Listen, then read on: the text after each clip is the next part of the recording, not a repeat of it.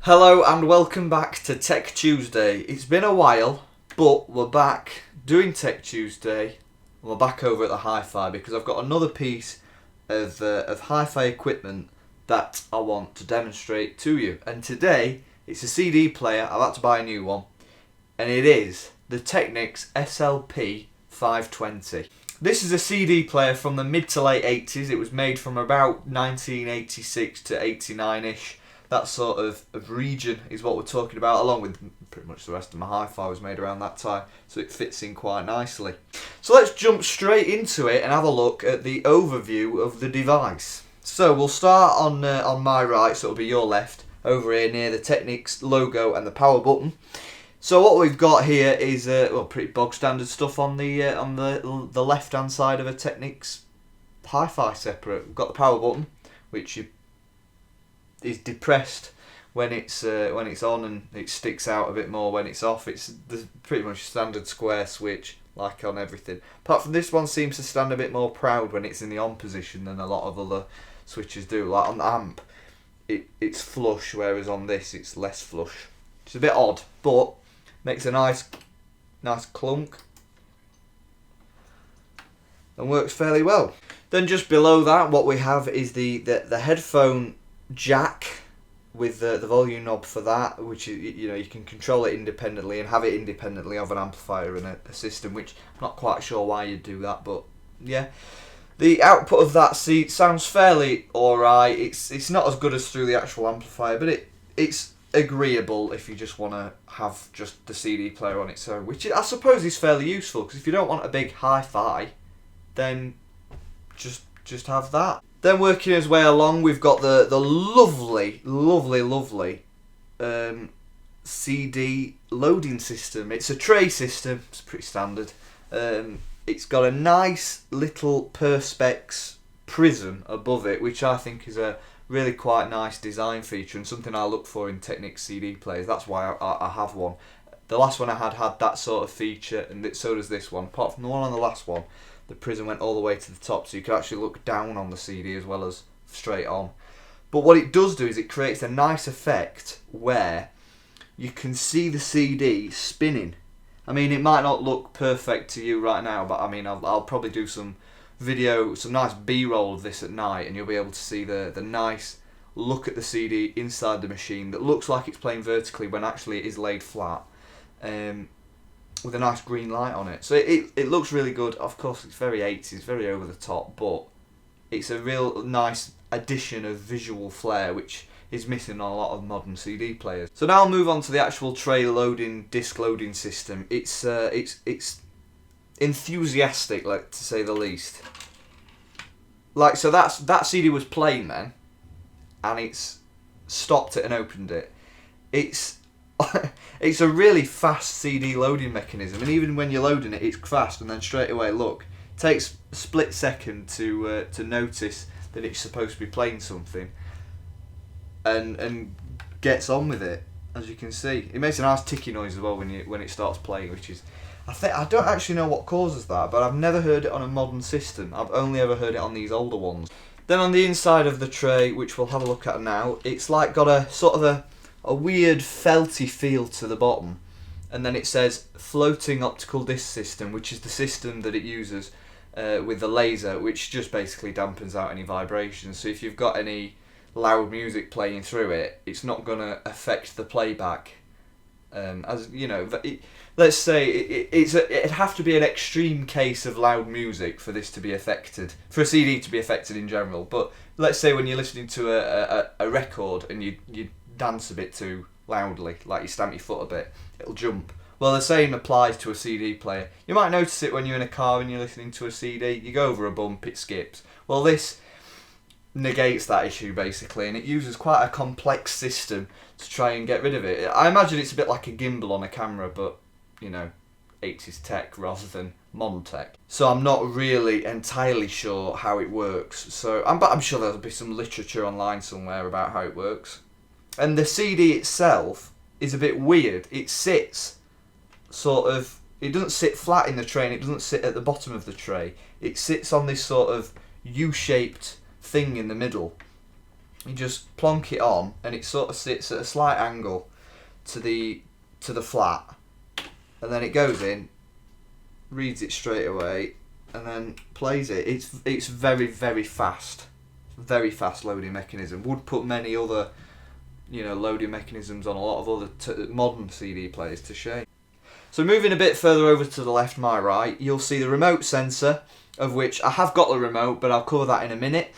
Then you've got the logo that says it's Class AA VC4 amplifier system. So that's it's just basically a mark of quality, really. It's to show this is a bit of quality kit.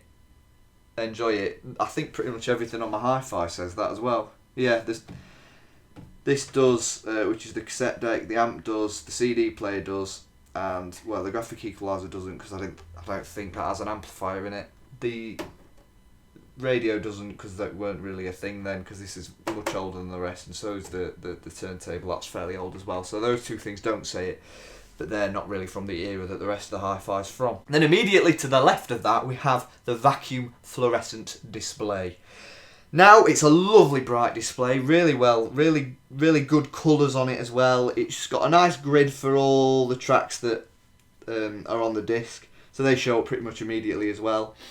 On this disc, we've got 117 tracks. Then moving over to the left, we've got the track counter, the index, which is never used. It was originally a system devised so that you could split up tracks into indexes, from what I understand.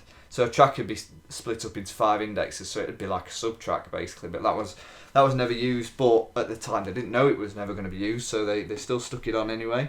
Then we've got the timer, which has 3 time modes, which are activated by this button next to the shuttle dial. That cycles between, so it's like a press cycle, which is a bit annoying, but oh well. So if I press it once, it goes to how long's left of the disc itself, so there's 68 minutes left. I press it again, it shows me how long's left of the track. Then I press it again, and it comes up with how long I've listened to the CD overall. So let's say if I skip it on a bit, it'll show me, look, like, there we are, that's so far into the CD. And then if you press it for the final time, it goes back to the time into the track. Then just underneath the track timer, we've got the pause and play buttons to show that it's, so obviously I've paused it here, it's displaying a pause, I play it, and it displays the play button underneath. And then just to the side of that, we've got all the what should we call them, functionality lights. Basically they show what function's activated. So let's say I activate the auto space button, auto A space comes up to show that I've activated that button.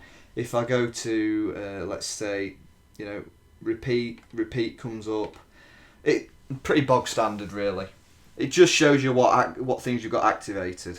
And just going back to the grid that shows you all the tracks, you may be thinking, well, what if my CD has more than 20 tracks? Well, they've thought of that, and basically it's got a little arrow that after the 20 which shows that it's got more than 20 tracks, and you can access all the tracks on this keypad at the bottom. So I'll demonstrate that now for you. Let's go track 12, input 12 and press play, and it'll go straight to track 12 and then play the CD from there.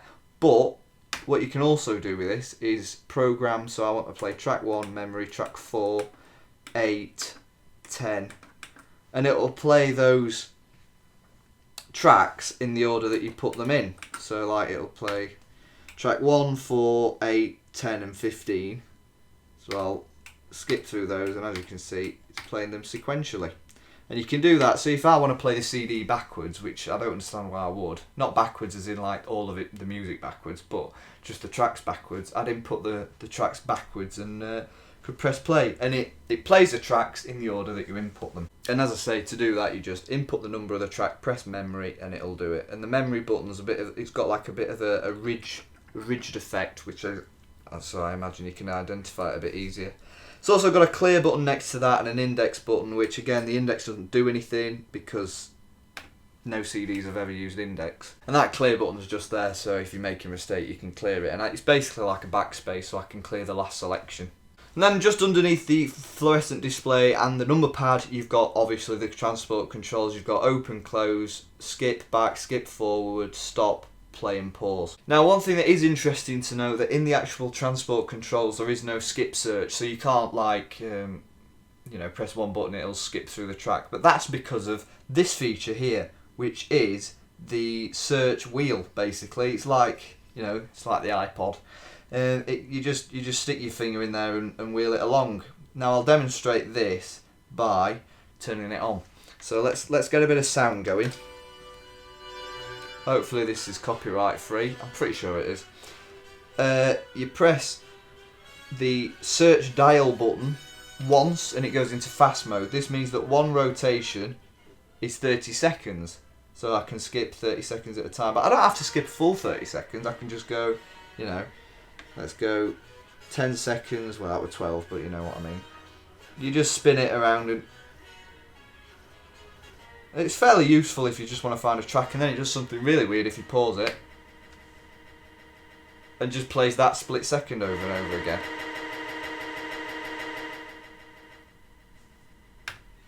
But yeah, and then if you press it again, it goes into a slow mode. Now that means that one rotation is a full second.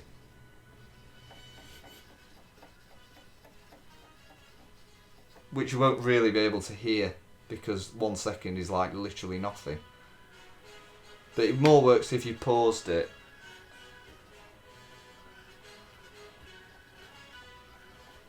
See what I mean?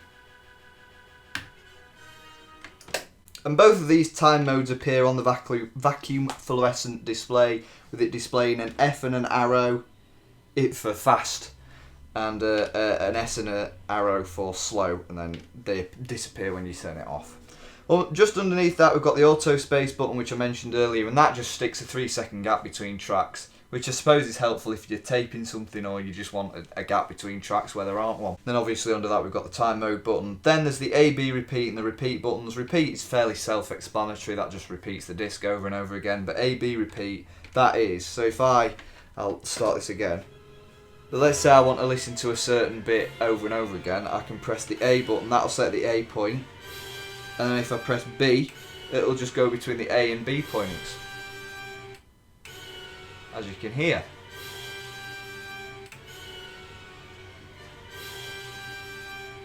And it takes like a split second to get between those, and then you just press it again to turn it off. And moving to the very far left, we've got the output level meter, which is currently showing 0, which, I know that sounds disconcerting, but that basically means it's outputting at line level.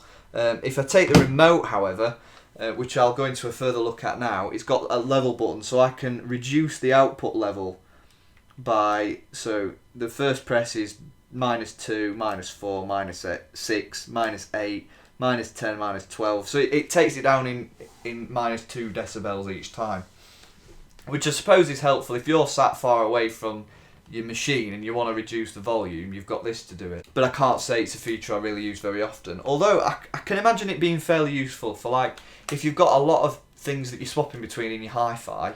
So say like this turntable has a far lower output than this does, so if I want them to have the same output so I can just switch between them and not have to fiddle with a knob, then that's fairly useful, I imagine. However, how often do you do that? Not very often. But again, it's just a nice feature to have. And it's just a bit interesting, really, and it adds a bit more visual flair. It's an extra few bits of vacuum fluorescentness, which I'm a sucker for. So finally, the final thing I want to cover on the actual machine itself is round the back, which I'm not going to show because I can't be asked to get it out. But just your standard power lead, which is just a figure of 8 lead, which fits in everything. I know there's a proper name for it, but I can't think of what it is. And then further on there's 2 RCA line level outputs left and right. There isn't a digital output on this because, well, I don't know actually, I just don't think they bothered putting one on this, which doesn't really matter because I've only got an analog amplifier, there's no digital inputs on that, so it doesn't really bother me.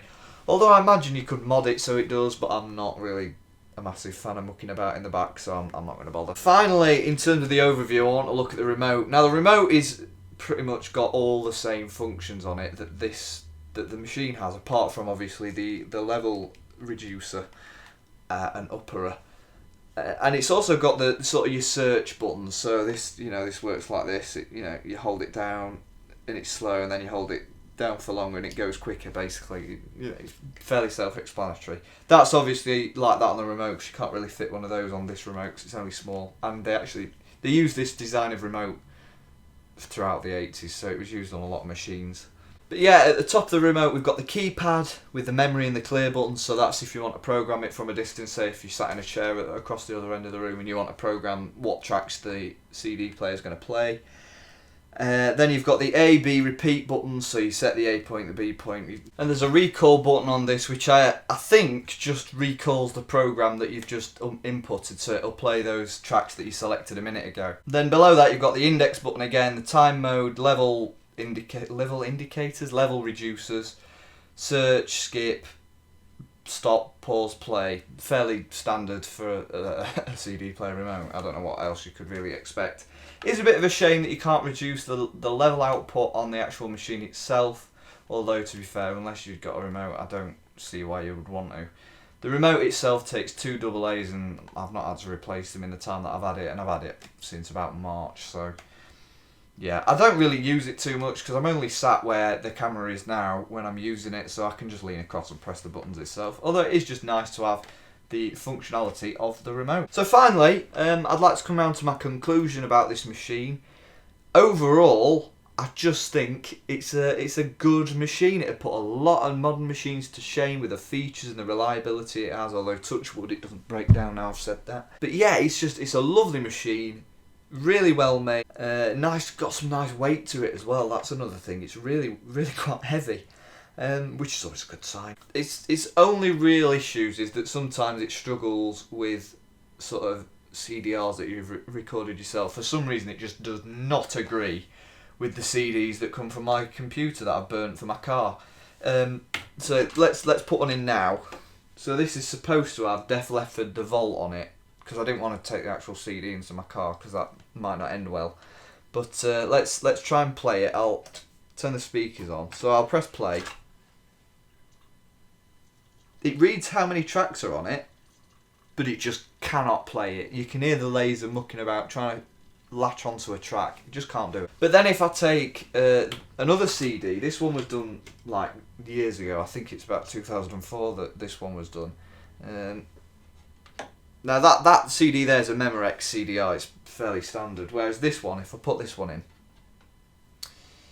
which is a TDK CDR from years ago, press play on that,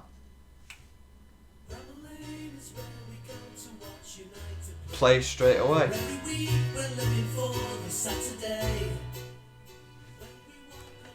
So if anyone can give me any information on why that's not working as it should, do tell me. It's probably something I'm doing, to be honest, with my PC that wasn't done on that CD, but I don't know. Could be that CD text, although that has CD text, and so does this machine. Doesn't support CD text, obviously, it's far too old for that. So yeah, really the only issues it has are obviously with certain CDRs that I've done myself on my PC, but other than that, it's a fairly good machine that looks great. It works brilliantly. I paid a fair premium for it. I paid about £80 for it, which, to be honest, you're not going to get a machine that's this sort of quality from this era for much less than that. But yeah, I can't really complain. So other than that, I think it just leaves me to say thank you very much for watching and hanging around for the 20 minutes that this video's lasted for. If you have enjoyed it, please do subscribe, like, comment, subscribe. If you haven't checked out my other channel, the Red VHS, go and check it out if you want some nostalgic adverts and things to look at. I'm sure you'll enjoy that. But yeah, thanks for watching. I'll see you in a bit. Is where we go to watch United play. For every week we're living for the Saturday. When we walk along the shore and the street, we're at home today. Before the match we'll have a laugh with all the red and whites.